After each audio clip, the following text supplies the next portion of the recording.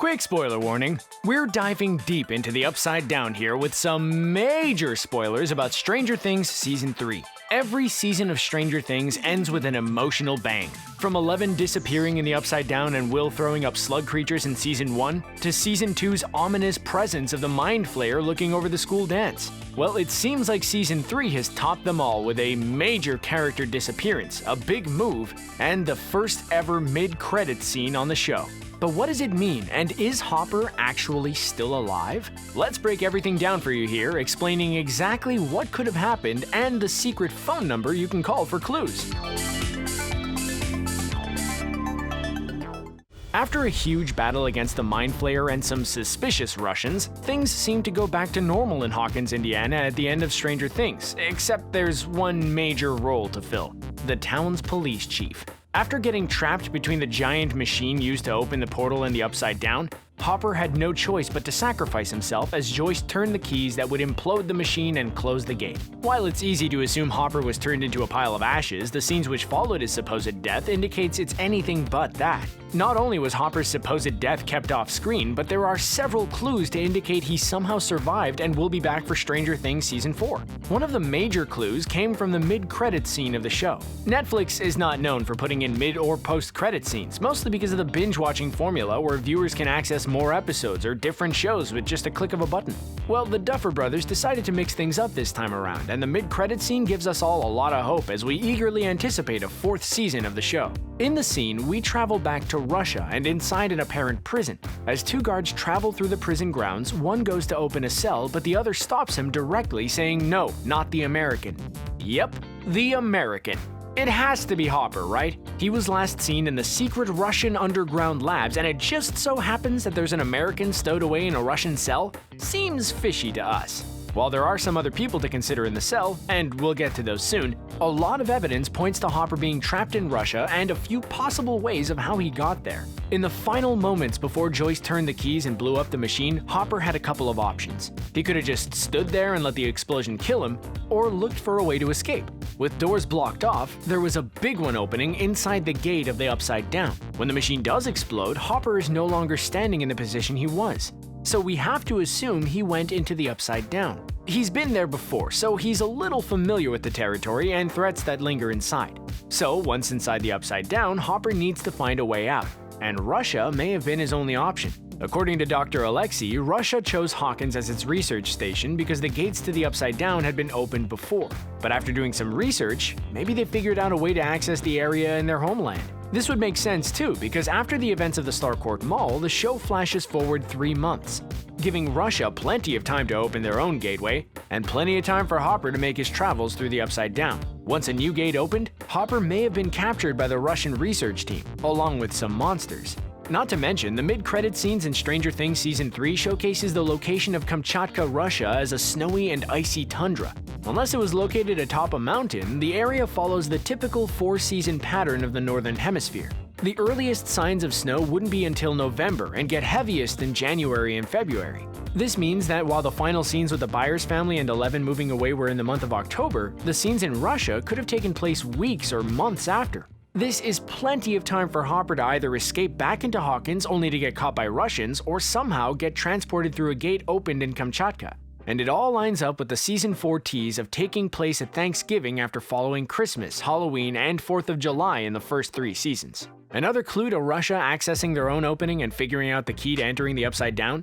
Their capture of a Demogorgon. We also see in the post-credit scene how a prisoner is essentially fed to the Demogorgon to keep the creature alive as victims are fed to the monster one by one. Besides Hopper, we have to imagine that the creature was brought there. It seems a little unrealistic that the Demogorgon escaped through the opening under the Starcourt Mall, was easily captured, and then somehow transported off US soil without any part of the government knowing. Then again, there is a secret Russian base under a mall. But the Demogorgon would probably put up quite the fight. We've seen how strong and powerful they can be already. So this means the most likely scenario is that the Demogorgon was captured in Russia, and keeping it captive was a lot easier than traveling with the thing halfway across the world. This means that if the Demogorgon could escape into the real world from Russia, then so could Hopper. We've only seen the Upside Down limited to Hawkins, The show is held back, barely showing the world in Season 3, so we're not exactly sure how travel fully works there. There could be multiple portals, or one extending the connection directly between Hawkins and Kamchatka. That's for the Duffer Brothers to figure out and show us in the future. Still not convinced about Hopper's survival? Well, there's even more clues, making the ending more optimistic than we could have ever imagined. One is actually a fun Easter egg and moment built into the show. In the 6th episode, we see Murray give out his phone number and there was no 555 involved. Well, it turns out if you dial 618-625-8313, there's an audio message from Murray himself. Ignoring the audio where he speaks to his mother, Murray does leave a direct message for Joyce, and the clues are very telling.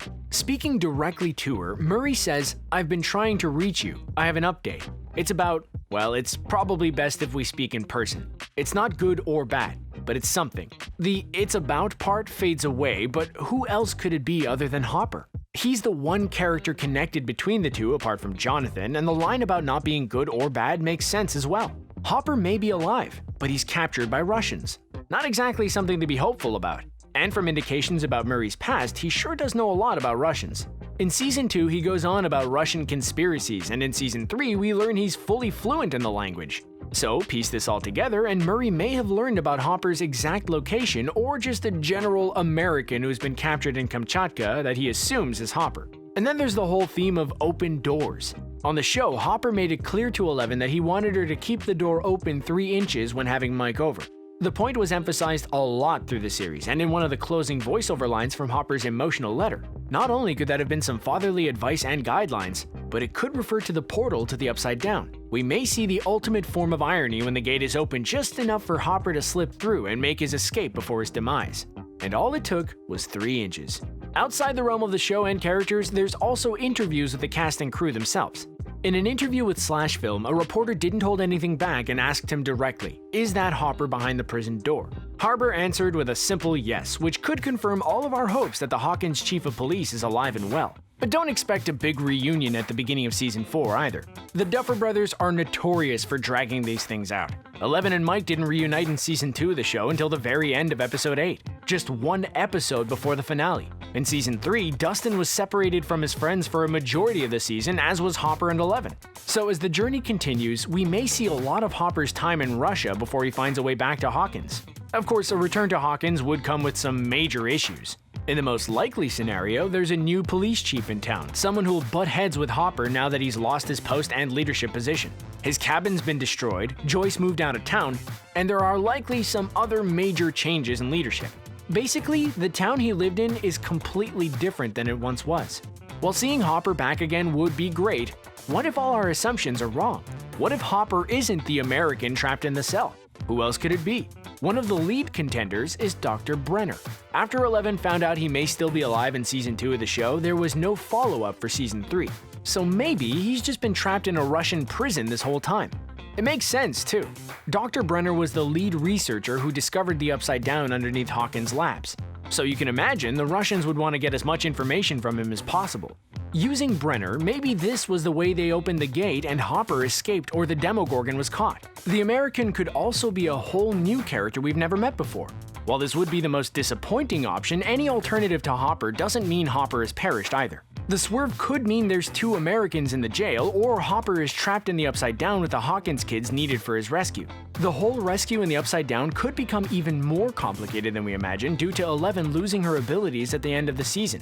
In the past, she could throw Demogorgons and Demodogs around like they were nothing, but now the stakes and threats are even higher. As she still grieves the loss of Hopper, her powers may not just come back as expected. Clearly, her emotional turmoil has a lot to do with the loss of these abilities, and this will likely be one of the major arcs we follow in Season 4. Finding Hopper halfway across the world or in the Upside Down may seem like a long shot, but there is already one way the characters on the show could make contact. Thanks to Dustin's invention, the Cerebro, he could easily connect to Russian radios from across the globe.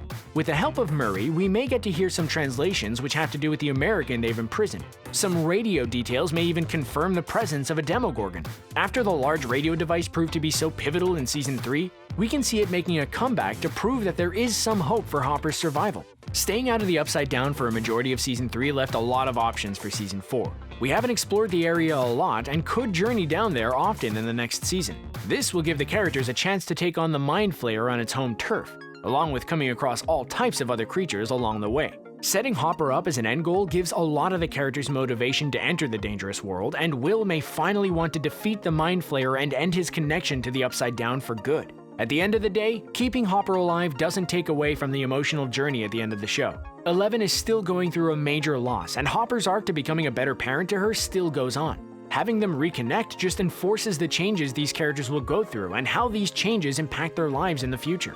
Plus, we just can't imagine watching another season of Stranger Things without Hopper in it. So, what do you think? Should Hopper return, and how? Was Season 3 your favorite season yet? Any clues or details we missed? Let us know in the comments below. Thanks for watching, and don't forget to subscribe to ScreenRant for more great content.